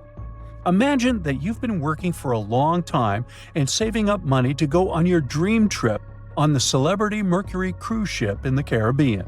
You arrive in South Carolina, from where the ship begins its journey. You get on board, looking forward to a week's rest. At first, everything is fine. People are having fun, chefs are cooking delicious dishes, and beautiful daytime landscapes turn into night parties. But then suddenly, many passengers start throwing up. Someone is in a hurry to go to the toilet, and someone stays and vomits right in the halls. The cruise turns into chaos. More and more people feel terrible because of unknown poisoning. You also visited the restaurant and eaten seafood, but fortunately, the disease has avoided you, which can't be said for more than 400 other passengers. Almost every 1 in 4 people on board face gastrointestinal problems. There were almost 2,000 people, and a quarter of them are in bad condition. Crew members do endless cleaning. They wash the deck, give people nausea pills, and ask them not to leave the cabin till the illness passes. The captain sends several samples ashore to determine what caused the poisoning. Unfortunately, the cruise is already ruined, and all the passengers have unpleasant memories. So the company organizing the trip issues certificates that can be used on future cruises. It's not the most pleasant experience, but it's still better than nothing. Now, imagine if, instead of just feeling sick, people got infected with some kind of bacterium that would turn them into zombies. It would be much more exciting and scary. Now, do you think you could survive on such a ship full of zombies? And how would you do that? Tell me about it in the comments. Lake Michigan is one of the largest and most mysterious freshwater lakes in the United States. And now, deep inside it, scientists have stumbled upon something unexplainable. Vast, round craters scattered all across the lake's floor. It all started in 2022. A team of researchers wanted to map the lake's bottom and look for some shipwrecks. At first, they were sure it's going to be just some typical rocky terrain or sandy patches. But what they saw on their sonar screens stopped them cold. Strange, circular shapes that looked almost too perfect to be natural. They were hiding about 500 feet beneath the surface, in places where the water turns dark and impenetrable. Those guys are huge, ranging from 300 to 600 feet wide. They also plunge nearly 40 feet deep. And there are dozens of them, neatly arranged like some footprints. But the team had no idea what these things were. Then, in August 2024, the mystery only deepened. Using a remotely operated vehicle, they got a closer look at these formations. There were about 40 of them. No one had ever seen anything quite like this before in the Great Lakes. What could have created those craters? Could they be ancient? Perhaps remnants of some geological event lost to time? If that's the case, it's weird how long these holes have likely been sitting there, undisturbed. Theories started popping up. One possibility was that they could be sinkholes, or dolines. Those are basically holes that suddenly appear in the ground when the surface layer collapses. The rock beneath the surface, often made of limestone, gets slowly dissolved by water over time, creating voids underground. When the surface of those voids can no longer hold its own weight, it caves in, and this forms a hole. Think of it like when you poke a straw through the lid of a drink. Sinkholes can be small dips or huge, spanning up to 2,000 feet. They can happen gradually or all at once. Sometimes they can swallow entire cars or even buildings. And Lake Michigan sits on limestone bedrock. It erodes pretty easily when water flows through it. Sinkholes like these have already been found in Lake Huron, and they look kinda similar. But there are some plot holes, no pun intended, with this theory. For example, it's wild how they all would be so huge. It's also weird and pretty rare for sinkholes to occur in a lake bed. They also kinda resemble a straight pattern. They seem to extend generally southward, forming a loose line, which is pretty weird. If these are sinkholes, then they're definitely not playing the usual geological rules. Though it might be some new, unusual process at play beneath the lake's surface that we haven't discovered yet. There's another theory though: glaciers. Glaciers are wild rivers of ice. They covered much of the Earth during the last ice age, and they're incredibly powerful. While they might move slowly, sometimes only a few inches per day, they have such immense weight that they can reshape entire landscapes over thousands of years. Glaciers can grind and scoop the land beneath them. They're basically like colossal bulldozers. Their weight, combined with the slow but steady movement, grounds down everything beneath them: rocks, soil, even bedrock. This can create deep gouges in the Earth's surface, called glacial troughs. During the last ice age, there were lots of glaciers all over the northern US, including the Great Lakes region. If they moved across what is now Lake Michigan, they could have carved out these deep holes. Glaciers often move in a pretty straight path. As they move, they cause terrain to erode, but the resulting erosion varies based on terrain. Sometimes there are places where the bedrock is softer or fractured, and these places are more easily carved and crushed by the glacier. That could explain why some holes could be bigger and deeper than others. Harder bedrock is less affected. But usually this leads to rounded, crescent-shaped depressions known as chatter marks. Those marks are more like grooves rather than circular, big craters like those in Lake Michigan. Once the glaciers melted, the Great Lakes themselves formed. If the craters were formed by them, they may have filled with water, becoming part of the Michigan Lake. Though this theory is more like a speculation, so we need more evidence. But there's another layer to this mystery. The craters are not just curious geological formations. They actually may hold valuable clues about early life on Earth. Parts of Lake Michigan, especially dark ones, are relatively low in oxygen. It's like a lighter version of deep ocean environments that often have very little of this element. For example, hydrothermal vents deep in the ocean, underwater openings in the Earth's crust with some hot, mineral-rich water that are often very low in oxygen. But some organisms love places like these. For example, opossum shrimp. Teeny tiny shrimp-like creatures that love cold, deep waters. They get their name because they have a pouch to carry their young until they're ready to be on their own, like an opossum. Or deep-water sculpin fish, small bottom-dwelling fish that also enjoys cold lakes. They're well adapted to living in dark waters and usually stay close to the lake bed. And weird organisms like invasive quagga mussels, which kinda look like shells. These are small freshwater mussels that have spread there to the Great Lakes. They attach themselves to hard surfaces and can cause problems for ecosystems by competing with native species for food and space. All these guys could be in Lake Michigan, and even more. There might be microbes or even bacteria that are specially adapted to these harsh conditions. just like it was in Lake Huron. There's only a handful of creatures that could survive deep within these craters, and studying them could give us insight into how life once flourished in Earth's ancient, oxygen-poor oceans. That's because it's in places similar to these where some of the earliest life forms thrived. Early Earth had an atmosphere with little oxygen, although it was much more hot, and ancient microbes adapted to this. The Great Lakes, especially Lake Michigan, have always had a bit of a ghostly reputation.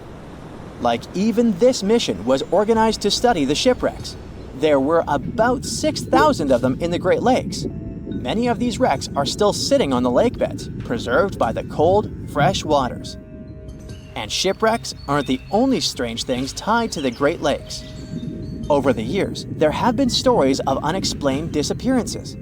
Boats and even planes have vanished without a trace. The lakes, often calm on the surface, can suddenly turn dangerous with unpredictable storms and massive waves, leading to these mysterious events. Not even mentioning all the creepy stuff people noticed there over the centuries, such as ghostly lights above water or bizarre weather patterns like eerie, sudden fogs that seem to appear out of nowhere. In 2007, they even discovered some prehistoric structure that looks like Stonehenge there. Well, it was way smaller, but still. It lay about 40 feet below the surface in the heart of Grand Traverse Bay, and it's speculated to be about 9,000 years old, way older than Stonehenge. Looks like this is a print of those who lived in the area thousands of years ago. These massive stones are arranged in a careful, winding pattern stretching over a mile. They range in size from basketballs to compact cars. But one, in particular, stands out. A boulder 3.5 to 4 feet tall, 5 feet wide. It's etched with the image of a mastodon, a creature that roamed the Earth about 11,000 years ago before it went extinct. It probably sank there during the end of the last ice age we mentioned. This period had reshaped the region. This place is underwater now, but back in the day, it was still dry land. So the stones were probably created by people who lived there, though we're not sure why. Were they used as hunting blinds? Or was it some sort of an ancient calendar? Who knows? Only about 15% of the Great Lakes floors have been explored. Now, scientists are gearing up for a deeper dive into this mystery, both literally and figuratively. They want to analyze the lake beds surrounding the craters, hoping that maybe something in the environment around them might have caused them to appear. They have initiatives like Lakebed 2030. These missions should map the entire underwater landscape. This would help us learn tons of interesting stuff about Lake Michigan and our planet's past. Who knows what other secrets these dark waters hide? The ground suddenly starts shaking. Clouds of gas start forming in the sky, making it dark during broad daylight. Bits of the ground start swelling, lifting, and even collapsing. These are the telltale signs of a volcano that is bound to erupt. And this is what could easily happen again with Mount Spur. It's only about 75 miles from Anchorage, one of Alaska's busiest cities. More than half of the population of the northernmost state of the US live there. There's also a huge amount of air cargo that passes through its international airport daily.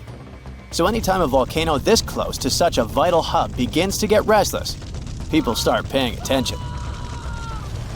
Just FYI, approximately 350 million people in the world live within the danger range of an active volcano. That means that around 1 out of 20 people live in an area at risk of volcanic activity. Alaskans probably wish that Spur's reawakening was fiction, but it's actually true. The Alaska Volcano Observatory picked up on several of these "I'm about to erupt" signs from Mount Spur. So much so that they raised the alert level to yellow, which means unrest above normal background levels. Spur erupted twice in the 90s, and it was pretty intense. If we were ranking volcanic eruptions on a scale from 1 to 10, these eruptions would rank a 6 or 7. Not that terrible, but still worth 10 to 17 million in damages.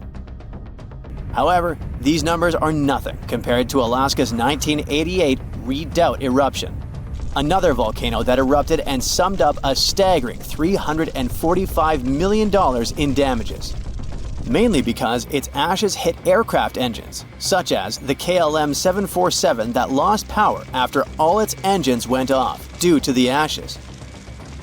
If people weren't paying attention to Alaska's unstable geology before that, well, they surely started to after it. When you think of the hazards of volcanic activity, the first thing that might possibly pop in your mind is Pompeii, Italy. Of course, that's the worst case scenario, a city being engulfed by lava. Spur may seem innocent compared to Vesuvio, but it still took its toll. The last time it erupted in the 90s, and it threw volcanic aerosols over 60,000 feet into the atmosphere. Let's get our science straight here. Think of volcanic aerosols like liquid particles that are released into the atmosphere during an eruption. These particles are usually created when gases from a volcano, such as sulfur dioxide, combine with water and other particles that exist in our atmosphere. These aerosols can actually cool the Earth's surface since they reflect sunlight directly back into space. And that's not the worst part. It can stay in the atmosphere for several years after an eruption, causing lots of health issues. The eruption unleashed blazing fast avalanches of hot gas and ash called pyroclastic flows, along with thick, muddy floods known as lahars. Oh, and there were also the massive volcanic boulders. These rock chunks were huge, some over 3 feet long, and they blasted out from the volcano like nature's cannonballs, landing more than 6 miles away. All that volcanic heat melted part of a nearby glacier, kicking off debris flows that dammed up the Chakachatna River and created a whole new lake along the valley. Some good came out of Spur's first eruption, though. The main lesson was, volcanic monitoring pays off. The local monitoring was able to reduce the economic damage done by the eruption, especially for a city that has an intense air traffic. Spur is deemed as dormant for the moment, but it could go off anytime soon. You see, volcanoes are classified as active, dormant, or extinct, depending on how much action they're putting on. If it's still active, it's still rumbling and erupting somewhat regularly. Dormant means it's had some recent activity, but it's still lying low for now. And extinct, that's when it's been quiet for such a long time that we figure it's done for good. One of the US's most dangerous active volcanoes is Mount St. Helens. This volcano is actually responsible for the most powerful eruption in US history. Its last blast was so intense, it threw off about 1,300 feet off its summit. Basically, the top of the mountain vanished, and if you thought Mount Spur's ash cloud was impressive, St. Helens wins the competition since it launched its ashes 80,000 feet into the sky. Eastern Washington plunged into total darkness. But it wasn't just that. In a matter of 3 minutes, the eruption hurled 3.7 billion cubic yards of blazing rock and dust, enough to fill 1 million Olympic-sized pools across 230 square miles of lush forest. Actually, the earthquakes that anticipated the eruption started weeks before May 18, 1980. A ground shake of magnitude 5.0 went off, triggering a landslide on one side of the volcano. By the end of the official eruption date, 57 people had lost their lives. Nearly 7,000 big game animals like deer and elk were wiped out, and millions of birds laid scattered on the burnt earth. Researchers don't think St. Helens will blow at the same magnitude again anytime soon, but they're keeping an eye on it, because this volcano is not exactly finished. By the way, the word volcano comes from the Roman name Vulcan, which was the Roman deity of fire, and they often happen at the meeting point of tectonic plates, which are the pieces of the Earth's surface that fit together like a jigsaw puzzle. The so-called Ring of Fire, located in the Pacific Ocean, is the world's danger zone when it comes to volcanoes. It contains between 750 and 915 active volcanoes. The largest volcano located in the Ring of Fire, also the largest active volcano in the world, is the Mauna Loa. It's over 13,000 feet high, and it's located in Hawaii. Researchers say that Mauna Loa has been erupting for at least 700,000 years. Its most recent eruption began on the 27th of November 2022, and it lasted until December 13th. It's been quiet since the 80s until it decided to wake up again. Thanks to constant monitoring by the Hawaiian Volcano Observatory, it didn't cause any casualties when it last erupted. Scientists have been investing big time on volcanic monitoring, not only to reduce economic hazards, but also to save lives. The most recent attempt has been to drill into volcanoes. Recently, a group of scientists went all the way to Iceland in one of the world's volcanic hotspots. There are around 33 active volcanoes in Iceland alone, but the one that is the most interesting to them the most is the Krafla volcano. The Krafla has erupted around 30 times in the last 1,000 years, and its most recent eruption was in the mid-1980s. The project named Krafla Magma Testbed, or KMT for short, is hoping to advance the understanding of how magma behaves underground. The main advantage of this drilling research is predicting the risk of eruptions, but it can also help to push geothermal energy forward. I mean, can you imagine having electricity that is run by the limitless source of volcano power? The KMT team will begin drilling holes deep into volcanic ground in 2027. They're aiming at reaching over a mile into the ground. After all, it's different to monitor lava activity when it's on the surface than when it is still below ground. This will allow researchers to listen to the pulse of the Earth, according to them. They're saying this research is as revolutionary as the first time man went to the moon. Oh, and speaking of that, I was shocked to discover that volcanoes exist all throughout the solar system. Yep, other planets and moons have volcanoes too. The largest volcano in our solar system is Olympus Mons on Mars. It's a shield volcano, much like the ones that make up the Hawaiian Islands. It's about 370 miles wide. If we transported it all the way back to Earth, it would almost occupy all of Poland. Yikes. It's been there for over 3 billion years, but now some of the Earth's oldest crust is falling apart. Today, our continents seem stuck in place, but over a long time, they've moved and shifted around a lot. It's all thanks to tectonic activity, which makes part of Earth's surface slowly slide around like pieces of a giant puzzle. Some of the most stable parts of these puzzle pieces are called cratons. Cratons are super old and strong sections of rock that form the roots of continents and keep them together. The North American Craton is one of them. It makes up a big part of the United States, about half of Canada, and most of Greenland. Scientists have singled out about 35 of these big ancient cratons around the world. They mostly stayed in the same place for hundreds of millions of years because of how strong they are. But in 2014, they discovered that cratons might not be as indestructible as they thought. Some cratons had lost parts of their strong roots because of certain geologic processes and became thinner. It looks like cratons could become less stable if they go through more tectonic changes. In 2024, scientists at China University of Geosciences analyzed an ancient landmass called the North China Craton, or NCC for short. They wanted to learn more about how some of Earth's oldest rock regions can break apart. This process of cratons disintegrating is called decratonization. The NCC is so interesting to study because it has three main parts: the Western Bloc, the Eastern Bloc, and the Trans-North China Orogen, a zone that lies between the two blocks. Scientists found that during the Mesozoic era, the Eastern Bloc lost its deep ancient roots because of the strong Earth movements called tectonomagmatic events.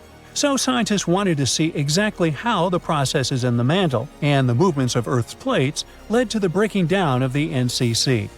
They created 4D models showing how the NCC's shape changed over time, including its surface shape, how its layers stretched, and the way earthquake waves moved through it. They found that a section of the tectonic plate slid beneath the craton and then began to roll back. This rolling and stretching made the strong rock thin out and eventually lose stability. All this started around 200 million years ago, back during the Jurassic period, when dinosaurs were rocking the world. The North China Craton isn't the only place where this decratonization process can happen. Other cratons, like those in North America, South America, and China's Yangtze region, may have gone through similar changes. Scientists say this shows how the continents on Earth have slowly changed and evolved over billions of years. And it looks like, when it comes to geology, there's no place that is 100% safe from changes, but it's no cause for alarm. You don't notice this, but our planet never stops moving and is perfectly normal. But sometimes, this movement still brings dramatic changes. In 2017, scientists made an official announcement that Zealandia can be called a new continent. The continental shelves of this mysterious continent are lying at a depth of around 3,280 feet below sea level. The nearest oceanic crust dives even deeper, at 9,800 feet below that.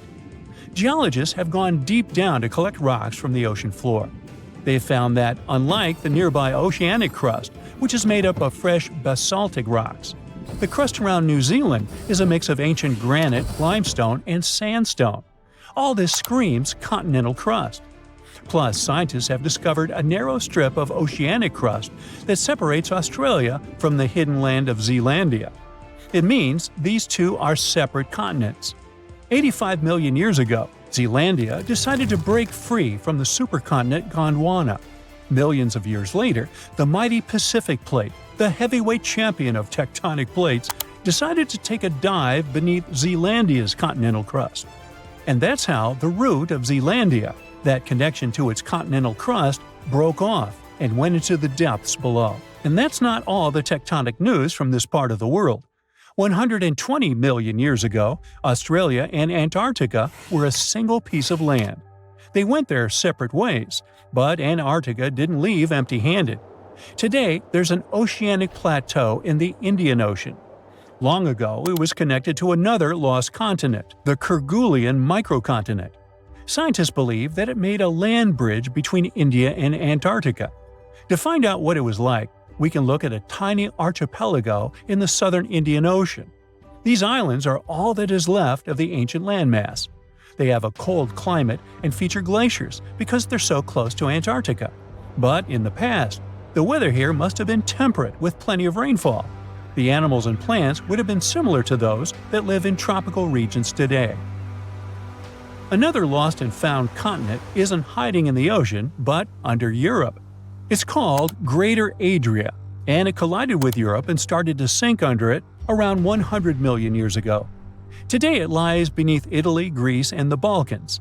Its size and even shape match that of Greenland, the world's largest island. Greater Adria is no longer visible, but it left some clues. Part of it was embedded in the Alps. The other chunks are part of present-day Italy and Croatia, on the other side of the Adriatic Sea. Limestone rocks from the former continent started to change once they were under the European landmass. Great heat and pressure spread over tens of millions of years changed their structure. And that's when the limestone left the chat and the marble took its place. Greater Adria wasn't a solid piece of land like the big continent we see today, but more like a giant shallow shelf underwater. Over time, sand, mud, and other stuff settled on this shelf and slowly turned into rock. Greater Adria might have been a little like Zealandia or the Florida Keys, a chain of small islands sitting in a shallow sea. Above the water, there were probably lots of little islands and archipelagos, and beneath the waves, there were colorful coral reefs filled with marine life. If you lived back then and had a scuba tank, it would have been an amazing place to dive and explore. So, with all the things going on with the Cratons, who knows? We could see a new continent in the future. Plus, studying the Earth's crust even deeper can change history as we know it. Scientists in Copenhagen have made an amazing discovery about the real birthplace of Scandinavia, and it's not where we thought. After studying sand and rock from remote parts of Finland, they found out that Scandinavia's roots actually came from Greenland over 3.75 billion years ago. This means the area where Nordic countries are now is 250 million years older than the scientists had previously believed. And we now know, thanks to the tiny crystals called zircons found in Finnish river sands. When scientists looked closely at their chemical makeup, they realized the age of crystals matched the rocks found in Greenland, not Scandinavia. They used special techniques to analyze elements like uranium, lead, lutetium, and hafnium, and discovered that Scandinavia's rocky base most likely broke off from Greenland billions of years ago. A small seed of land probably started drifting across the Earth's surface over hundreds of millions of years. This piece eventually settled where Finland is today. Over time, new layers of rock formed around this seed and slowly turned into the Scandinavia we see on maps now. The same study could help us rethink how the continents on Earth first formed. The most accepted theory is that the continental crust began growing right when the planet was formed. But new studies show that the signs of continents only started growing a billion years later. The scientists explain that Earth's continents may have begun as tiny seeds of ancient crust in different places. These seeds grew over time, forming the landmasses we know today. These ancient seeds aren't just found in Scandinavia, but also in Australia, South Africa, and India.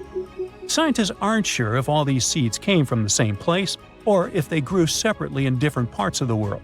So there's still a lot to learn, and scientists need to keep digging to figure out if all these ancient seeds are related to each other. The surface of this river looks as if it's covered with fish scales. Is it a giant water dragon or some other ancient monster? Not really. The explanation is much more boring, but surprising at the same time. Now let's start from the very beginning. This is the Shantung River in China, and this is Hangzhou Bay, its estuary, which is the tidal mouth of a river, where the tide meets the stream itself. Now this area is home to the world's largest tidal bores. A tidal bore is a strong tide that pushes up the river against the current. In the Shantung River, such tidal bores can reach a whopping 29 feet. The area regularly sees trains of large waves moving upstream. But in 2021, during a scientific expedition, experts discovered a marvelous natural phenomenon unique to this area. Sometimes, the tide comes in swirling waves. That's the famous fish scale tide. Thing is, this region has rotating currents, which means that the tide doesn't just move inland and then simply reverses its direction. Instead, a rotating current easily changes direction without changing its speed. This makes the Shantung River perfect for winding up with groups of waves crashing into one another at oblique angles, which is like a cross sea. Let's speak about this phenomenon now. These four-sided wave patterns in the ocean look mesmerizing, as if the ocean deities decided to play a round of giant chess. But what you observe is the phenomenon known as square waves. They're often called cross-sea and grid waves too. The thing is, most waves reach the shore and break parallel to the coastline. But in some regions of the world, these waves create a chessboard-like pattern on the surface of the water. When you look at these waves from above, you might think there's an underwater grid forming square-shaped ripples. But square waves aren't caused by anything taking place beneath the surface of the water. They're the result of the way the water moves. Weather patterns in certain regions make waves form at different angles. When two opposing swells crash, we've got this unique pattern on our hands. However beautiful and unusual this natural phenomenon is, it's also extremely dangerous. If you spot square waves while swimming, get out of the water immediately. Square waves usually come hand in hand with rip currents, incredibly strong currents flowing seaward from the shore. Plus, square waves can reach 10 feet in height, and that's not something even an experienced swimmer can deal with. So we're done with the seas for the moment and are moving to the largest active volcano in Europe. It's Etna, and it continues to amaze us with jaw-dropping smoke ring shows. But wait, people live there. Isn't it time to evacuate them? The volcano looks like it's about to go off. Well, let's calm down. There's no need to fuss.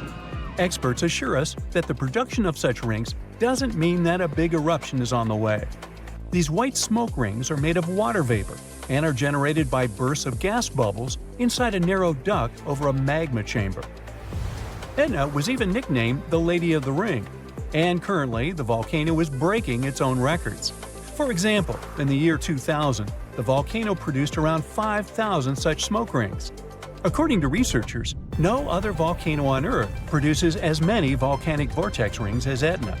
Southeast Crater is especially active. It emits countless beautiful vapor rings. Now, don't look away from the sky. You might witness something like what the residents of New Jersey saw recently. A massive fireball lit up the sky in the Garden State and surrounding areas. A meteor falling to the ground looked like a bright streak of light, and the folks of several New Jersey towns, as well as some parts of New York, Pennsylvania, and Connecticut, reported this show to the American Meteor Society. Security camera footage posted online by some witnesses of this awesome phenomenon showed the flash dash across the sky within a couple of seconds at 3:43 a.m. Another unbelievable phenomenon captured recently is one of the rarest in the world and almost impossible to see with the unaided eye. A West Australian photographer was shooting a wet season thunderstorm just outside of Derby when he managed to film on camera a few red sprites. He said later that they were gone in the blink of an eye. He described red sprites as huge feathery tendrils of purple and red and specks of bright red. Red sprites are massive electrical discharges that take different shapes and look like reddish-orange flashes. They last for just fractions of a second and occur after super strong lightning strokes. Even though they're usually caused by the lightning discharges between a thundercloud and the ground, sprites soar up into the air up to 60 miles. Interestingly, this phenomenon had been dismissed and considered to be fiction for decades, until scientists finally caught it on film. Since that time, red sprites have been recorded regularly. Catatumbo lightning is the world's longest lightning storm. The heart of the storm, which repeats every year, is over the mouth of the Catatumbo River, where it empties into Lake Maracaibo in Venezuela. This storm towers higher than a regular one. Catatumbo lightning occurs for 140 to 160 nights a year, lasts for 9 hours a day, and produces 16 to 40 lightning flashes per minute.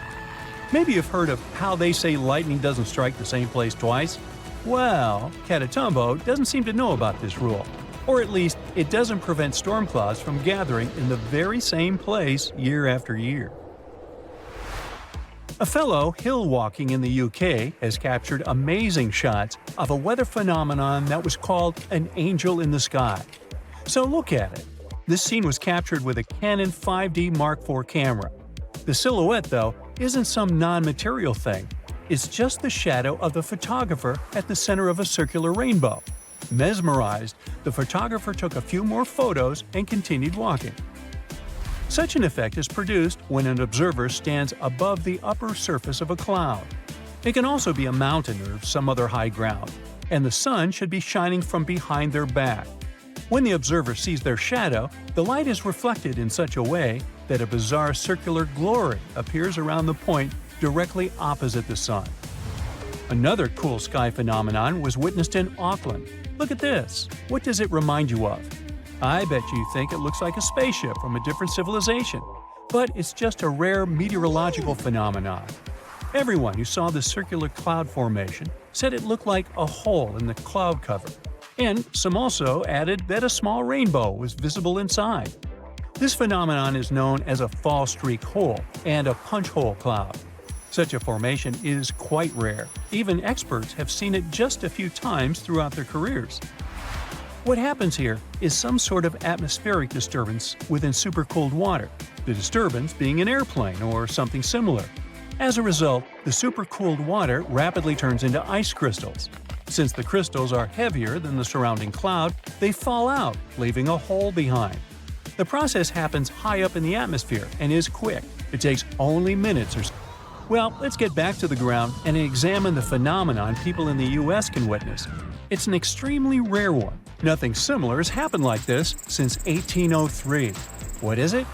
Billions of cicadas from two different broods are merging together from the underground after more than 200 years. All these loud singing insects belong to two distinct families of periodical cicadas. One group emerges to the surface every 13 years, and the other every 17 years. It's a rare occurrence when the cycles of both groups align. This year, this once-in-a-lifetime event is taking place since two groups with different cycles are emerging at the same time. These broods are known as Brood 13 and Brood 19. They have been seen and heard across the southern U.S. and as far north as Illinois.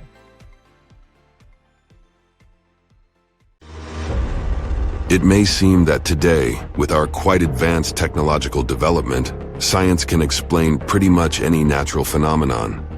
But that's not always true. Some things still stump experts and make them build exotic theories. Let's have a look at some of such phenomena. Hessdalen lights are a puzzling phenomenon you can observe in Hessdalen Valley in central Norway. The thing is that some highly unusual lights can often be seen over the valley. They appear mostly at night. The lights are typically white, but they occasionally turn yellowish or reddish. Nobody knows what makes them change color. What's more, the lights can move. And if at one moment they seem to motionlessly hang in midair, the next minute they may travel somewhere at lightning speed. There's no certain place where they appear, and you can't predict the duration of their stay. Despite all the research that has been done since the 1980s, scientists are still unable to explain this phenomenon as well as such weird behavior of lights. The sardine run lasts from May to July. During this time, millions of sardines swim northward along South Africa's east coast. You can probably imagine a feeding frenzy that starts at that time. It's believed that the water temperature must get lower than 70 degrees F for the migration to begin. This mushroom with a difficult name, Corioactis gister, is only found in Japan and Texas, and it makes scientists extremely confused. Why these two locations? It's true that they're on the same latitude, but these places are definitely not the only ones. Plus, they're so far away from each other. After studying the mushroom's DNA in 2004, experts suggested that the two populations might have been separated into two lineages around 19 million years ago. On Central Flores Island, there's a 3,000-foot-high volcano called Kelimutu. At its base, there is a small town. If you want to see the main attraction of the area, you'll most definitely stay there. And the attraction I'm talking about is 3 lakes, known as the Lake of Old People, the Lake of Young Men and Maidens, and the Enchanted Lake. Why are these lakes so popular and attract so many people? They inexplicably change colors. Ancient legends claim that the lakes are the final resting place of human souls, and those souls stay in different lakes according to their actions. As for scientific research, no one has yet conducted any to discover the cause of the changing colors. But theorists suppose that it might be due to underwater volcanic activity. It might be pushing minerals to the lake's surface. Then, depending on what elements those are, the lakes can turn blood red, bright turquoise, or olive green. But the coolest thing? The lakes are never all the same color at the same time. This phenomenon is unique and hasn't been observed anywhere else in the world.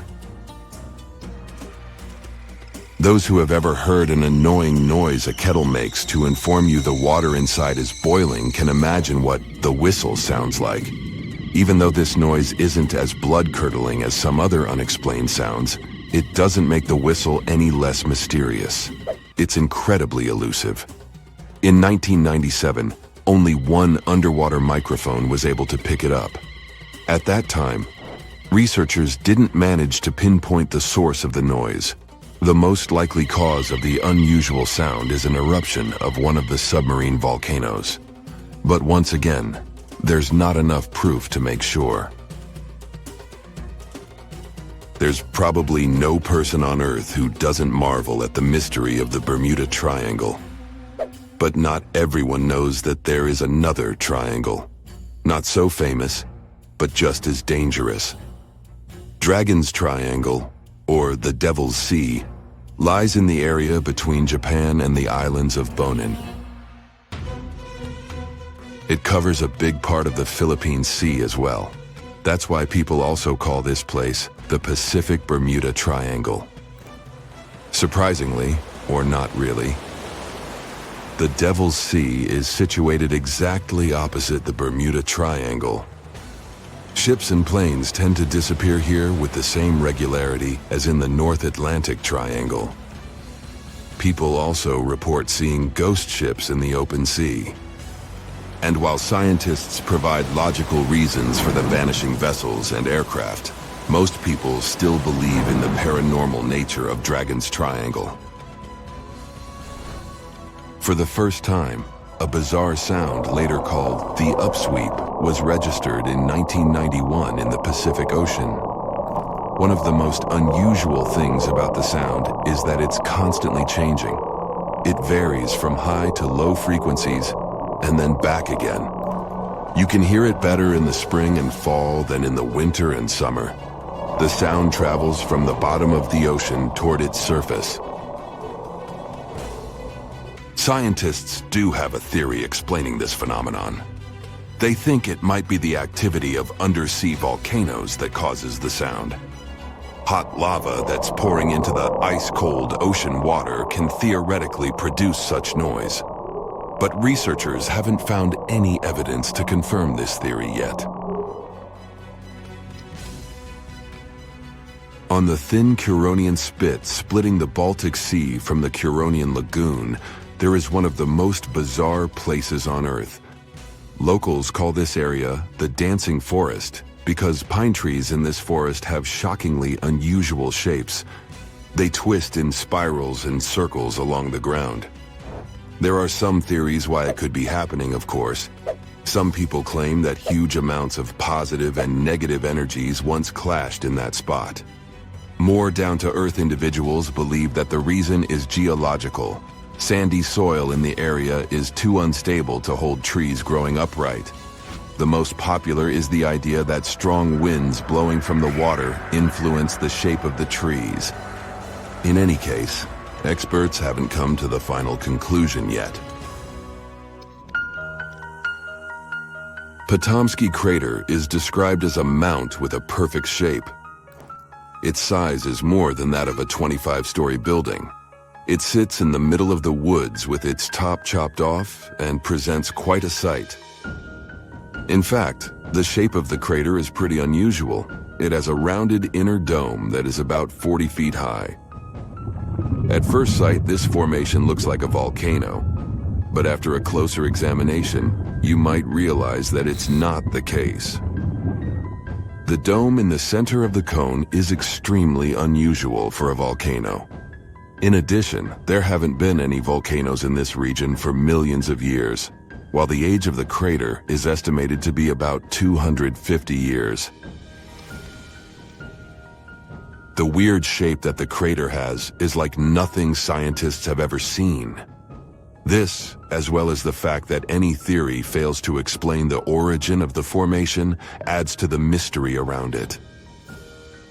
And that's not the most terrifying thing. After researchers analyzed the growth rings of the trees near the crater, they found out that the trees experienced a period of strangely accelerated growth that lasted for 40 years. After that, they began to grow as they were supposed to. The level of radiation near the crater is also higher than in the nearby areas. No one has an explanation for this fact. On top of that, nothing grows on the blood-chilling formation. Perhaps because the crater also has a lovely habit of constant shifting. It rises and falls, influenced by some inexplicable force. Locals believe in the evil that dwells in that place. While exploring the Amazon rainforest, researchers discovered gigantic geoglyphs. They're geometrical drawings carved into the ground. The trenches were as large as 36 feet wide and 13 feet deep. They were created at different times, most between the 1st to the 15th century. There are more than 450 geoglyphs in the north of Bolivia and Brazil. The most ancient of them could have been created around 3,000 years ago. The huge earthworks were likely used for common meetings and discussions, but scientists haven't found enough proof yet.